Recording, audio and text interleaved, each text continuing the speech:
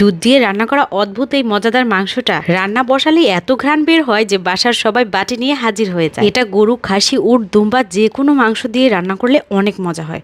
তো এখানে 1 কেজি মাংস ভালোভাবে ধুয়ে পরিষ্কার করে নিলাম। পানি ঝরিয়ে যে পাত্রে রান্না করব তার মধ্যে নিয়ে নিলাম। এই রান্নাটা আসলে তাজা মশলা বানিয়ে করি, এজন্য অনেক ঘ্রাণও হয় আর টেস্টও অনেক বেশি হয়।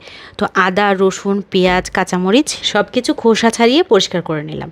তারপর আদাটাকে একটু ছেঁচে খুব ভালোভাবে বেটে নিয়েছি। আর যা যা কিছু আছে সব কিছুই কোনো রকম একটু থেতলে নিলাম।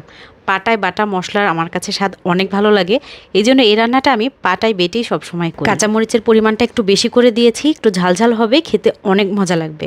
সব মশলাগুলো মাংসের মধ্যে নিয়ে নিলাম। একটু ধনিয়া আর জিরার গুঁড়াও নিলাম, স্বাদ মতো লবণ দিয়ে দিলাম। 1/2 কাপের মতো রান্নার তেল দিয়ে সবকিছু খুব ভালোভাবে মেখে নিলাম। তারপর ঢাকনা দিয়ে ঢেকে এটাকে রেস্টে রেখে দেব 10 মিনিটের জন্য।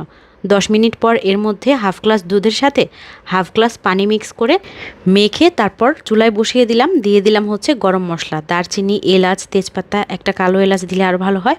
সব কিছু দিয়ে ঢাকনা দিয়ে ঢেকে প্রথমে বাড়তি আঁচে রান্না করেছি।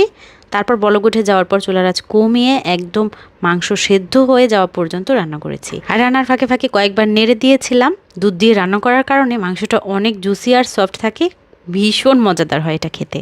এটা লবণ চাখতে গেলে টেস্টটা এত ভালো লাগে, মন চায় একাই সব খেয়ে ফেলি। আজকে চলে যাচ্ছি, দেখা হবে পরের ভিডিওতে। আসসালামু আলাইকুম।